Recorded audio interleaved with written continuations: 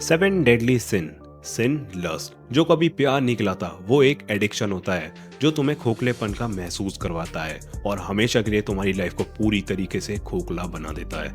और GTA 5 में इसका सबसे खतरनाक एग्जाम्पल है अमेंडा डिसेंटा। देखा जाए तो अमेंडा डिसेंटा को लोग सिर्फ एक चीटिंग वाइफ के रूप में देखते हैं, पर अगर ध्यान दिया जाए तो स्टोरी थोड़ी और भी ज़्यादा अलग है। इन अर्ली 90 डेज जब अमेंडा एक स्ट्रिप क्लब में काम करती थी अपनी सिस्टर के साथ, तो वहीं उसकी मुलाकात होती है माइकल डिसेंटा से, जिसका असली नाम हुआ करता था माइकल टाउनले, जो उस वक्त एक एम्बिशियस क्रिमिनल हुआ करता था। और शायद से यही चीज़ देखकर अमेंडा उससे अट्रैक्ट भी हुई थी।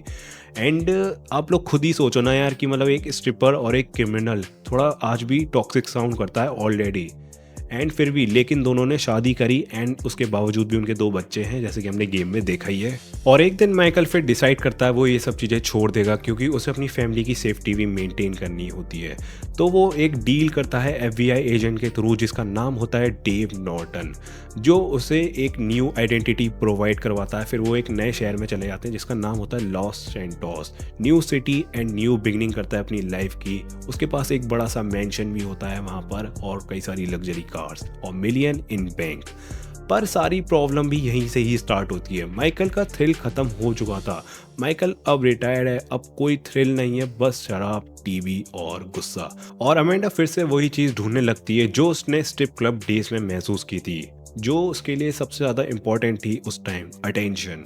Tennis coach, yoga Guru, Jesus इम्पर्सनेटर and कुछ रैंडम पीस।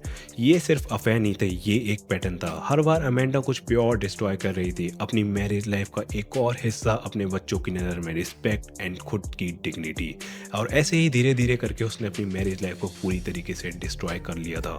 और सबसे इंटरेस्टिंग बात, वो माइकल को ब्लेम करती है एंड माइकल उसे ब्लेम करता है, पर सच ये है दोनों ही अनहैप्पी हैं कहीं ना कहीं।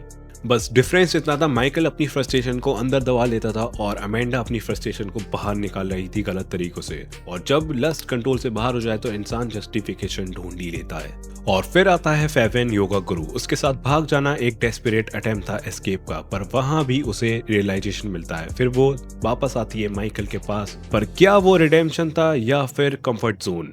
अमेंडा रिप्रेजेंट करती है लस्ट का मॉडर्न वर्जन, ऐसा लस्ट जो सिर्फ बॉडी का नहीं, ईगो का है, अटेंशन का है एंड वैलिडेशन का है। और यही GTA 5 एक ब्रूटल मैसेज देता है, अगर तुम अपनी डिजायर को कंट्रोल नहीं करते तो वो धीरे धीरे तुम्हारी आइडेंटिटी को कंट्रोल करने लगती है। अमेंडा ने सब कुछ पा लिया था जिसका लोग सिर्फ सपना देखते हैं, लेकिन जो चीज उसने कभी सीखी ही नहीं थी वो थी सेल्फ कंट्रोल। और शायद इसीलिए 7 डेडली सिन में लस्ट के लिए उससे बेटर कैरेक्टर कोई नहीं है। तो आप लोग क्या सोचते हो, अमेंडा विक्टिम थी या फिर अपनी ही डिजायर की विलन?